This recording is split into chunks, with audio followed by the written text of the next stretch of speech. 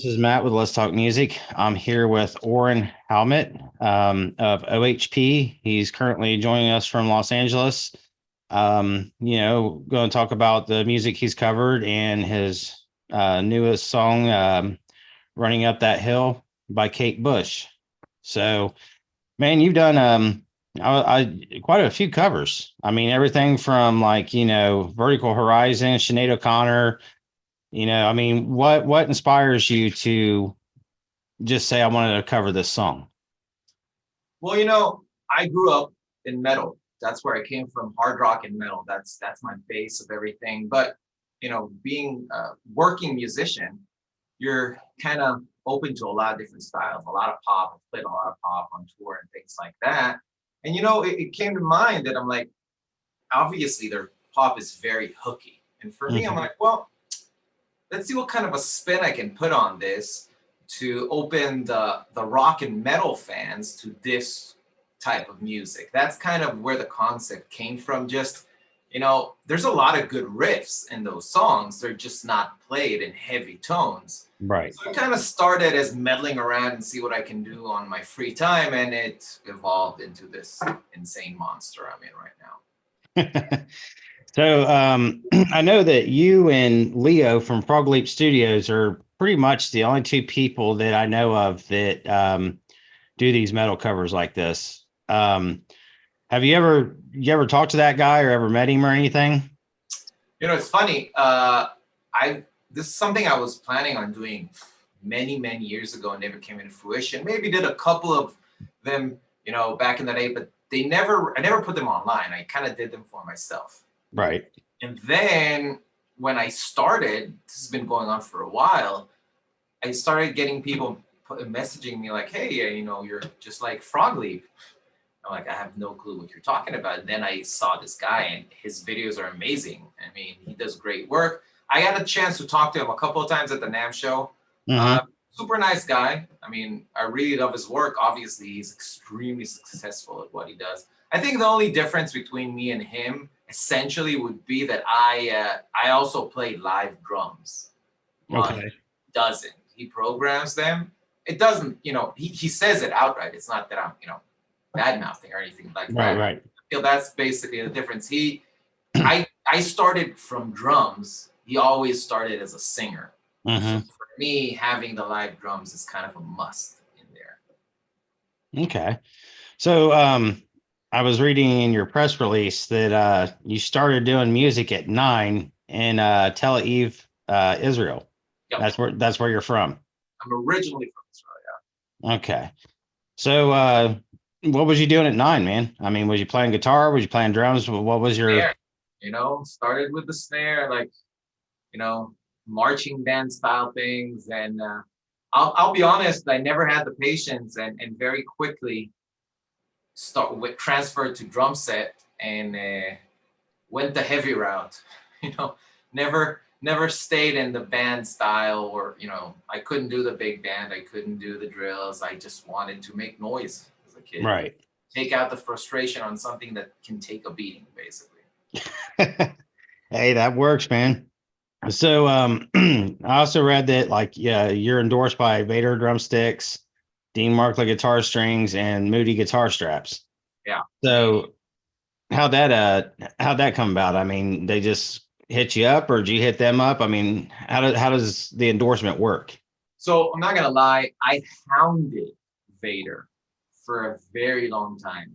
Chad Brandolini is the A&R there, great guy, love the company. I've always loved the sticks. I've hounded him for must have been years, a long time ago, until he said, yeah, that's good. We'll make something happen. And since then, I can't even, it's been probably about 10 years that I've been with Vader. Couldn't be happier. Great company, great people, and a great product. It doesn't break. Well, not as fast. It breaks eventually, but they're durable, they're comfortable, and it's just a great company to be a part with. Moody, the guitar straps, I love them. They're very durable, and they last. And it's a small company. It's a very small company, and they do phenomenal gear. I've never had any issue with any of them. obviously styles and all that, but I like black. So for me, it's as simple as possible. It's just a black leather strap, holds everything tight, never had any issues, never had to drop, and it's great. With Dean Markley, it kind of, that was my first endorsement, if I'm not mistaken. Yeah, that was my first endorsement. It's great strings. I'm not gonna lie, I do venture out of Dean Hmm. Markley once in a while.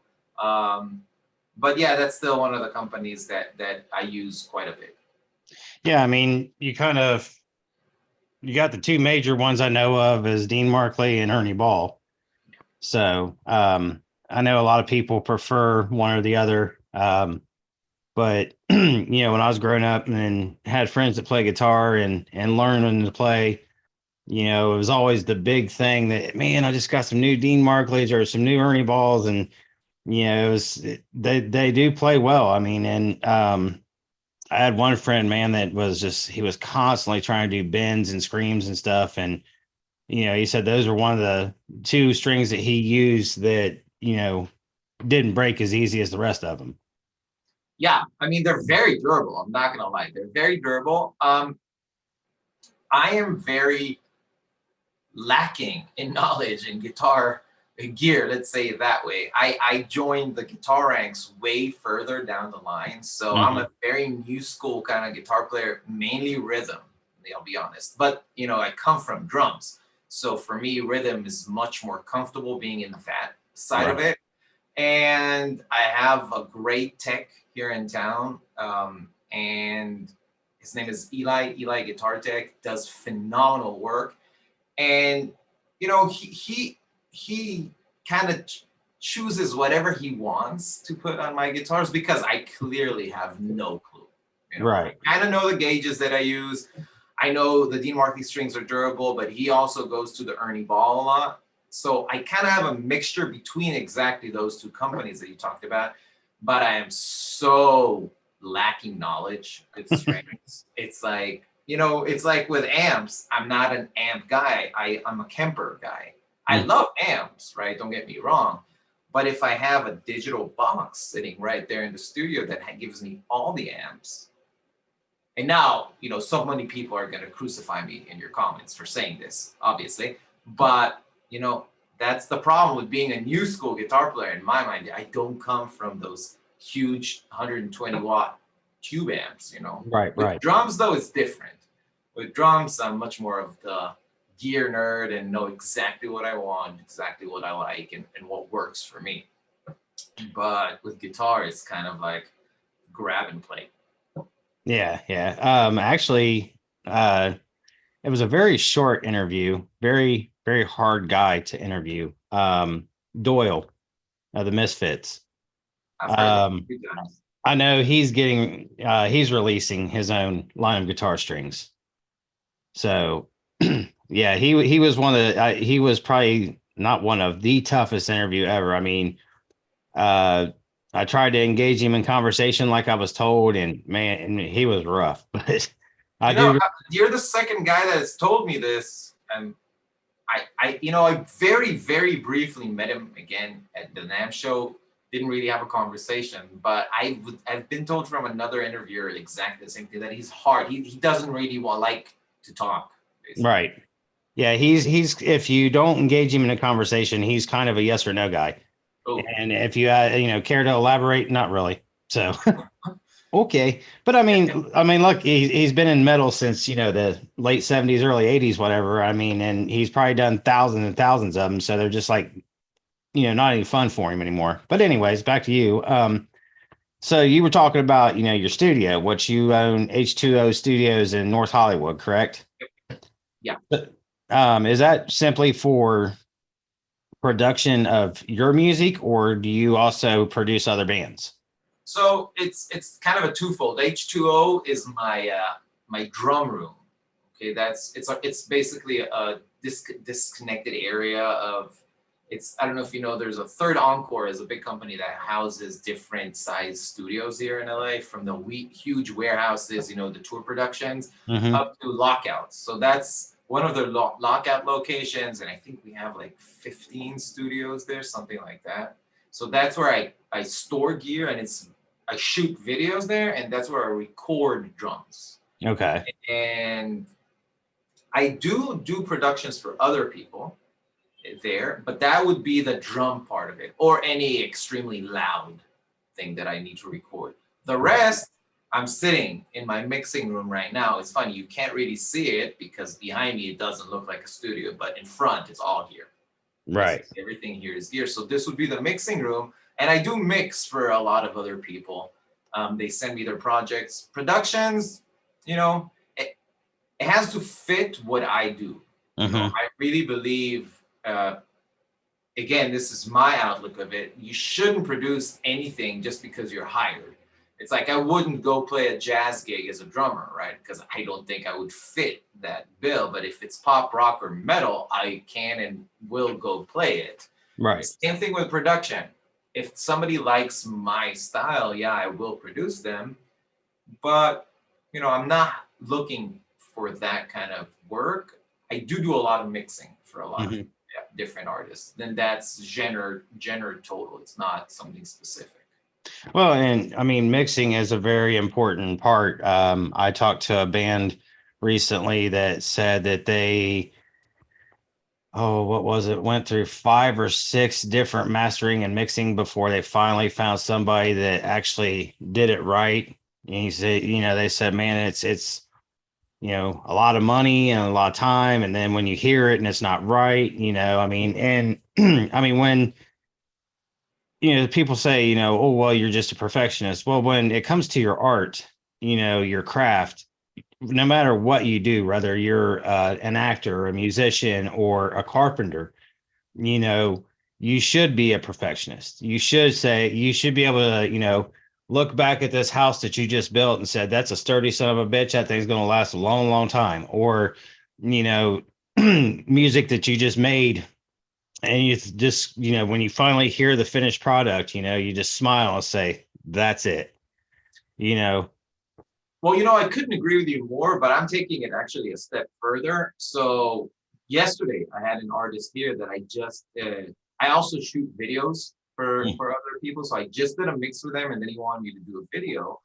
And when it was done, and this is how I think the industry changed in that aspect. Because when I started, you had to go through a label. There was a very specific process to get your music out there.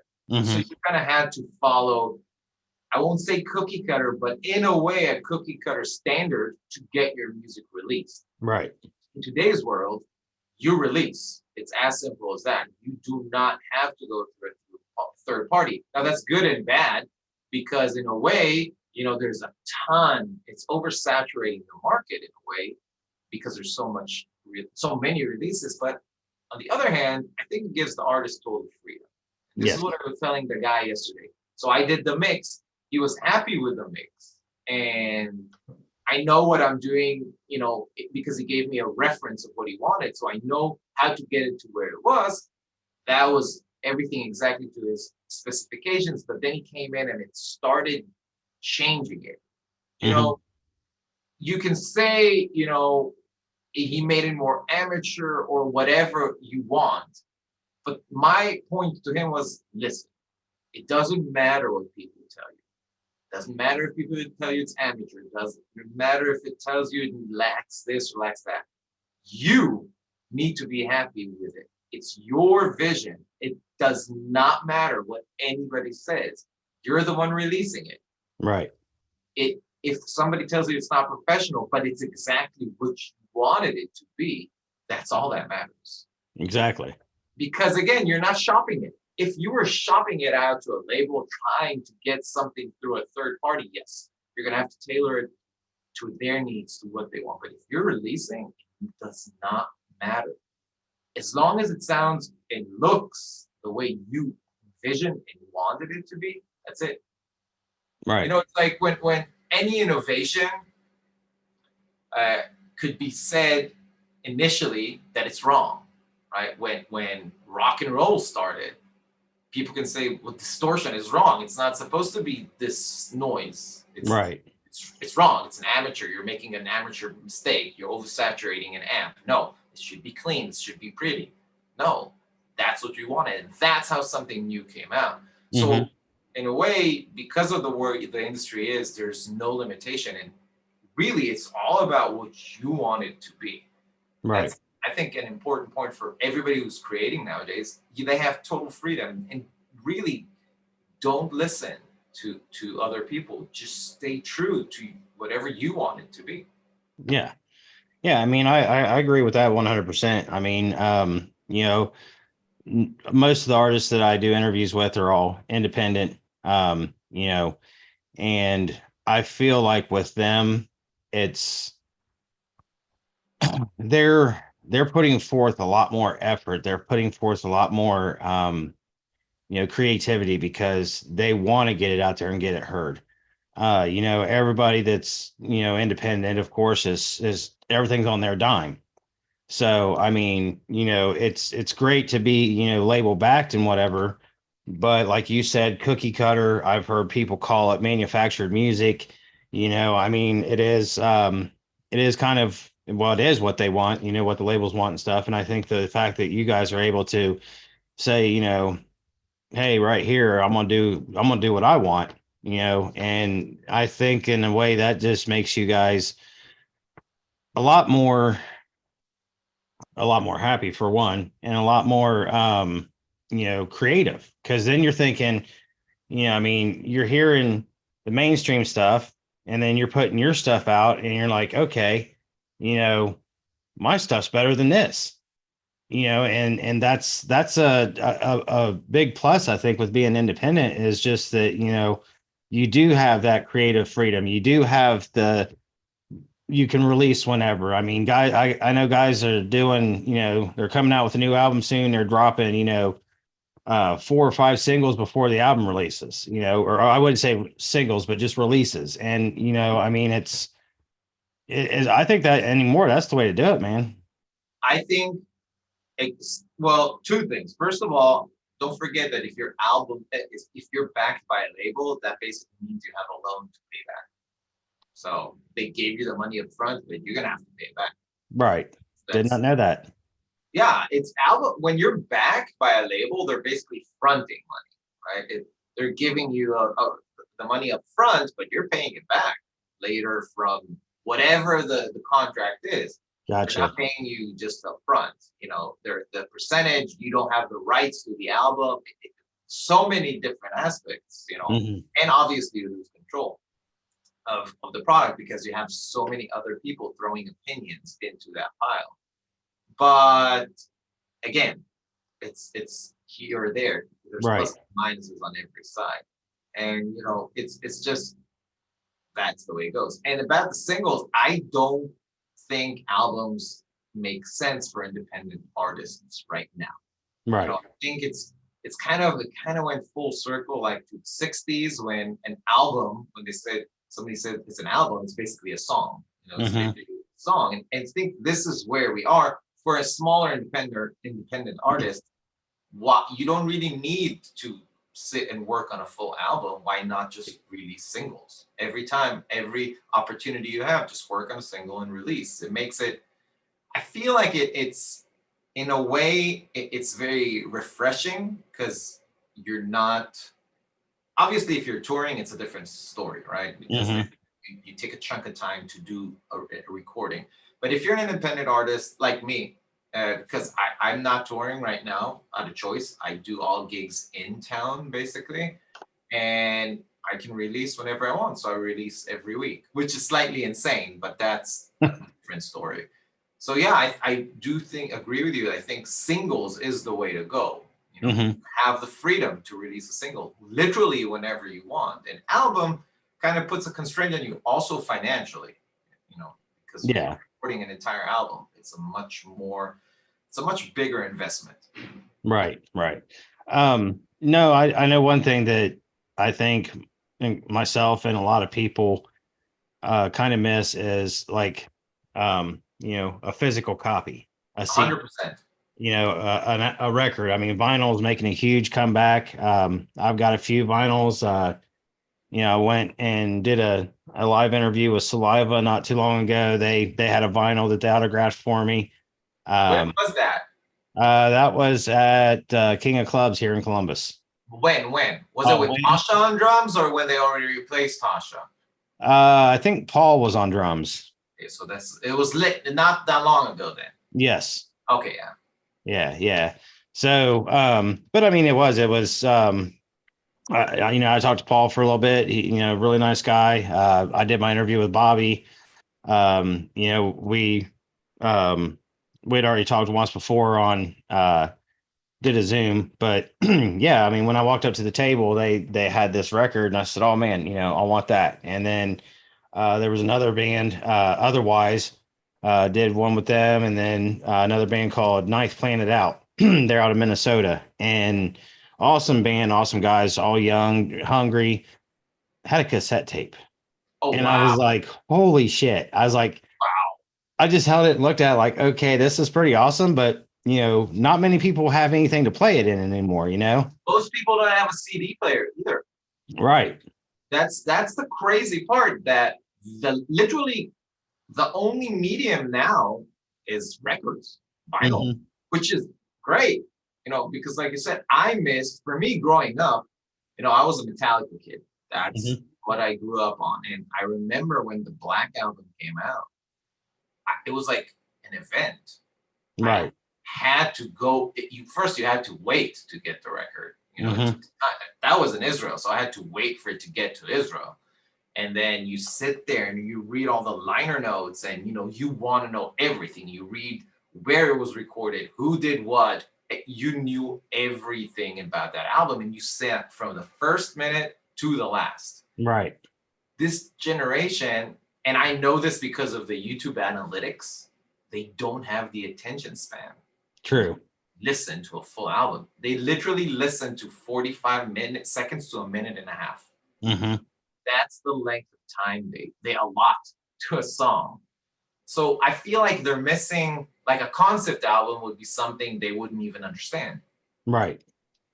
So it's a very different ball game, I feel, nowadays than before. Oh, definitely. I mean, because I was the same way, man. I mean, I remember the first, again, Metallica, they're my favorite band. And, I remember the first tape that I ever got from them was Garage Days Revisited right after Master of Puppets. I had Master of Puppets. I mean, you want to talk about a long ass tape. I mean, most of them songs on there are 7, 9 minutes long, and that's what is crazy is, I mean, nowadays, songs are a couple minutes, Two 220. That's like the new. I just noticed because I did a cover for, I don't remember his name. A couple weeks ago, it was like 2 minutes and 30 seconds. I'm like, wow, I remember when 3:30 sounded short to me. Hmm. I was like, song's gone. Right. Yeah, yeah, it is. And I mean, if you can't keep somebody's attention for, 2 minutes and 20 seconds, it's sad. I mean, I think that music today is it's so accessible in every way, YouTube, streaming, whatever, that, nobody really wants to sit down, like you said, and listen to an album start to finish, because they could, like, let's just say you, for instance, they could look you up and say, hey, man, uh, this guy's doing this song, this song, this song, this song, but I don't really like this one, so just skip it right over it. With the albums, I mean, you sat there and you listened to it whether you liked it or not, and you're like, okay, but I mean, there's always going to be something on a record that, one song or whatever, that was kind of an add-on or a throwaway, that they just was like, let's fill this space, and it was pretty common back in the day. But I mean, yeah, man, I had so many tapes. I had those tape racks, Oh yeah, of course. Yeah. Of course. That's how, listen, mixtapes. When you were driving in your car, you had a tape Yes. you made at home with all your favorite songs. My first album that I bought was Injustice for All. That was the Okay. first album I bought. So you have the CDs, and then you just make mixtapes at home, and you can go every Walkman. It's like the kids can't even understand a cassette. A cassette's amazing concept, but literally you won't be able to play it anywhere right now. Right. Well, and I mean, if you remember, you either took a little piece of tape and put over those little holes in the top of the tape, or stuffed We paper. record. because you couldn't Yeah, record on it if that was broken. right. Yeah, Those those. are good times, man. Those are good times. Yes, they were, and I mean it is. I mean, I think it'll eventually make a comeback. I'd say within the next maybe 5 to 10 years. You know, people. I think people are going to get into the same feeling as myself, as where we miss the physical copies. 100%. That's why the vinyl is coming back. Right. I don't think CDs are going to come back, but I think vinyl is going to keep growing. The only reason I'm saying that is because CDs, it basically sounds the same as an MP3 because it's Hmm. digital and digital. The difference with vinyl is you're getting a different sonic experience as well. So Right. it literally sounds different than if you would be listening on a computer. Hmm. So that's I think why that medium made a comeback rather than different mediums. I mean, cassettes, let's be honest, that shit gets chewed up so many times, and you run around with that pencil trying to put it back, and then you're listening back, and there's a jump in the middle of the. It's just like that was not a great medium. It did a great job back then, Right. but I was happy when CDs came in at full force because I loved that transition. I loved vinyl and I loved CDs. Cassettes, they're a means to an end back in the day. It was Yeah. the medium you could walk around because in the beginning, CDs used to scratch also really easily. Right. And that was like you paid a ton of like what was it, like 17.99 for an album? And after a few times, if you made a mistake, there's a big scratch and you're never gonna hear that song again. It's just gonna get stuck in, that's it. Yep. Yep. I remember those days. No, and what you're saying about vinyl is, my wife actually bought me a record player for Christmas. Just it looks like a little box, like so, and oh, it's got two built-in speakers. So when you put a record on there and you're actually listening to the built-in speakers, you can hear the pops, the crackles, the sounds that you used to hear back in the day with records. But it's also Bluetooth. You switch that over to a Bluetooth speaker and it sounds modern.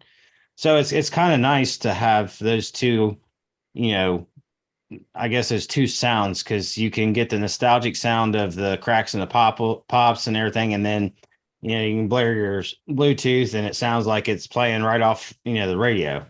It's awesome. So you get the So best of both worlds in one location. right, right. So now, just one more question for you, man. What's next for you? I mean, what's your next release after Kate Bush? Well, actually, I think I've already released since Kate Bush. Let me see here. Uh, yes. Okay. I did ABCDEFU by Gail. Oh shit, I have to check that one out. That was this week. And then tomorrow, I'm actually releasing Heaven is a Place on Earth. Okay. So, Oh, yeah, Belinda Carlisle. yeah, Belinda Carlisle, exactly. It's funny because a lot of these songs date me, obviously, because 90% of the people hearing that song tomorrow will have no clue where it came from. They wouldn't know Kate Bush either, by the way, if not for Stranger Things. Right. It's like the craziest thing. Master of Puppets broke the top 40 of the Billboard 200 because of Stranger Things now. Right. It's great. It didn't break it when it came out, which is amazing. That shows you how much power a TV show has. Oh yeah, yeah. These two Any kind songs, of media like that. Kate Bush, I mean, nobody knew that song. It was a hit in the 80s, but that was like gone. And Right. now it's charting like crazy. I'm not gonna lie, I would have never thought of doing that cover unless it was on Stranger Things. Makes sense. I do love the 80s, but that for me was kind of a song on the outskirts. It wasn't something really, I was a young kid, so for me, Take on Me and Heaven is a Place on Earth, all those songs are, staples growing up as a kid. And then, when you hit teenager and become angry, then you go into heavy music. But also, metal is a community to me more than music. It's much more of a community.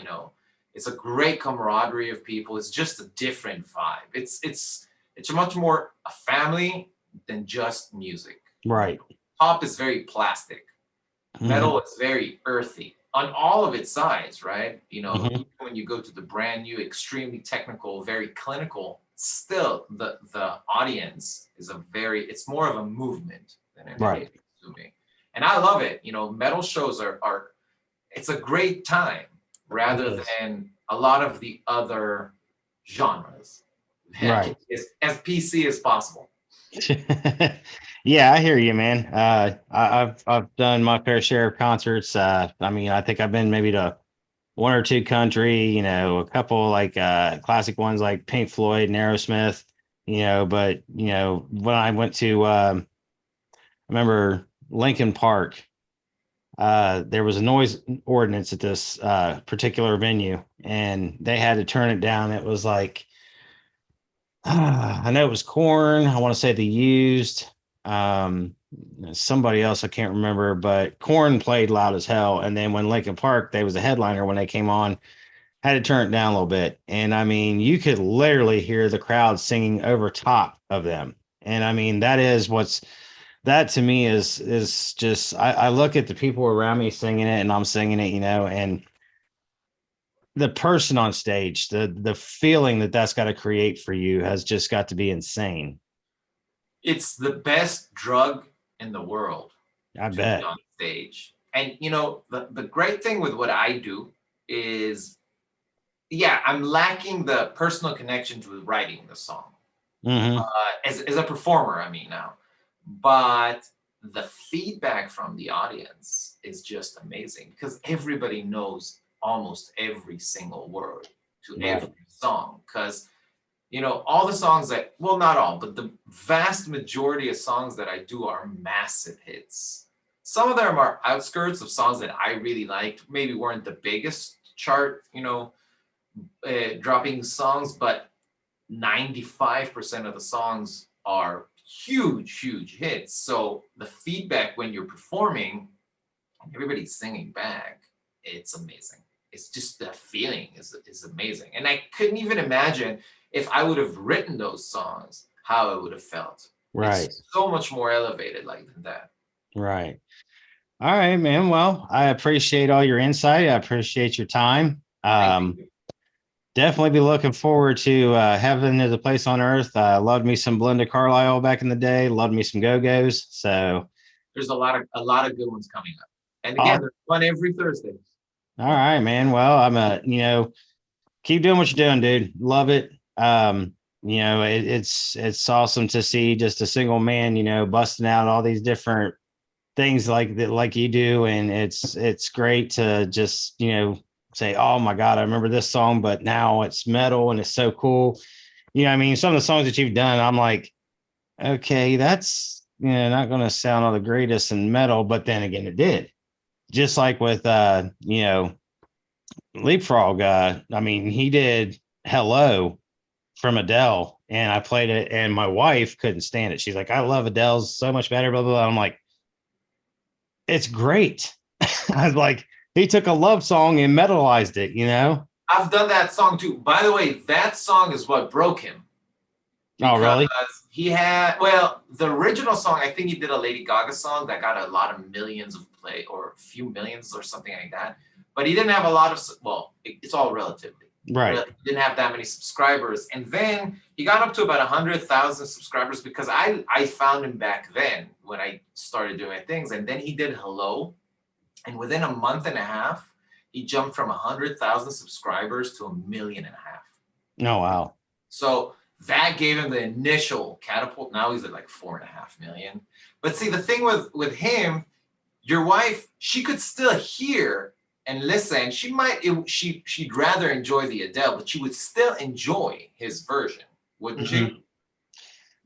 No, his voice is not quite her style. She's not much into the screaming or the raspy voice. She's more of a country pop. I mean, there are songs like, I mean, she loves oh